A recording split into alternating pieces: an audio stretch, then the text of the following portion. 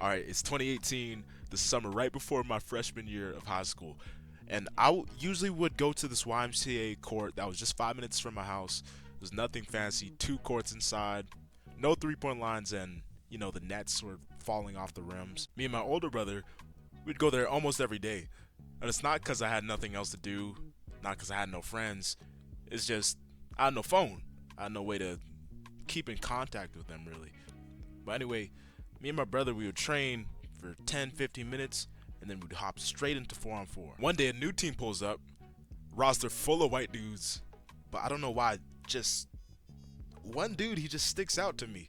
And for the sake of this video, we'll call him Grayson. Grayson had the look. He had the Nike Elite socks, he had a Team Canada practice jersey, but besides all that other stuff, he was built. This guy looked like a grown man, at least compared to me. The game starts, guess who I'm guarding? Grayson. So I'm guarding Grayson on the wing for the start of the game, and he comes up for a handoff from his point guard. So naturally, I try to deny it. Then he backdoors me. He goes to the rim off 1 foot, honk. And I'm like, damn, bro. Damn. My brother looks at me, he's like, yo, you wanna switch? And I'm like, nah, bro. Because no, I can't switch. I'm not getting embarrassed in front of my older brother. So next play, Grayson gets the ball up top. Tween, pull up, cash. No rim, just clean. And at this point, my brother's like, nah, we gotta switch. That's enough. After the game, Grayson comes up to me, and he's like, what grade do you think I'm in? And I was like, I don't know, like grade 11, grade 12? He kind of chuckles a bit, and he says he's going into grade 9. The same grade as me. I did not believe it. Grade 9 comes along, and my parents, they get me my first phone. And obviously I knew what Snapchat, Instagram was. So, man. I started stalking Grayson, bro. Like, follow him on Snap. I follow him on Insta, and then I start liking every one of his photos, bro. Like, it was bad. Fast forward to November of that year, there is a basketball camp held by a program that's very well known in the city. And guess who I see there? Grayson. At this time, I got a bit better, but nowhere near the skill level of Grayson.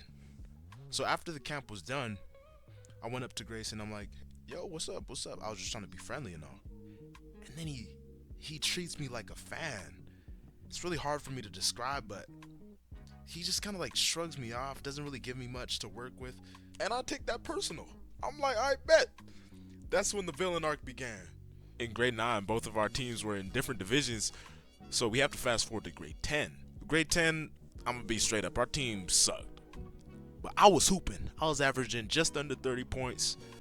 And Grayson, I don't know how much he was averaging, but I know he was doing well. So the week leading up to me and his team playing, I was training the hardest I've ever trained. I remember I would be eating my lunch in class, so during the lunch period, I could go ball handle in the locker room and then go sneak into the gym, get shots up. It was insane. But man, I remember being so excited for this game, and then the happened. Man, I was gutted. I was devastated, man. It was winter time. I couldn't go outside, so me and my brother, we would train inside my basement. We would do ball handling, passing, basically anything we could to just get better. Summertime comes, and some of my really good friends, they move over to this one school, and they convinced me to move over as well. Moving schools was one of the best decisions of my life, really. I was around people who just wanted to work hard, even work harder than me at the time, and that was so important for my development as a player. Grade 11 comes, still can't play because, however, we do have lunch ball, and at lunchtime, we just got so much better, man. Lunch ball was so much fun.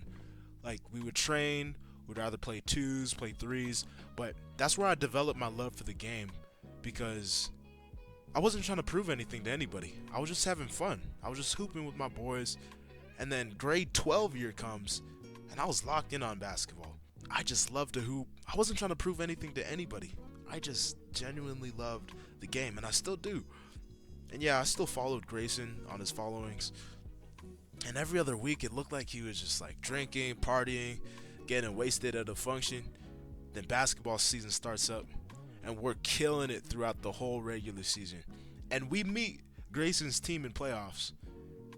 And I don't know, something was just off about Grayson. He was a bit slower. He looked a bit chubbier, really. We play Grayson's team, and we win by 17.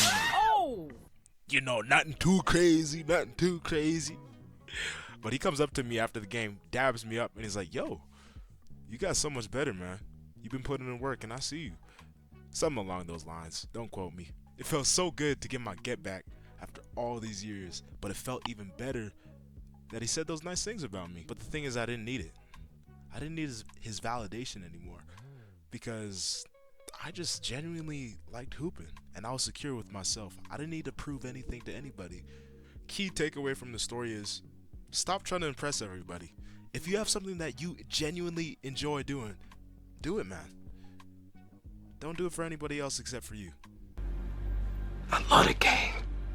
I love the hustle, man.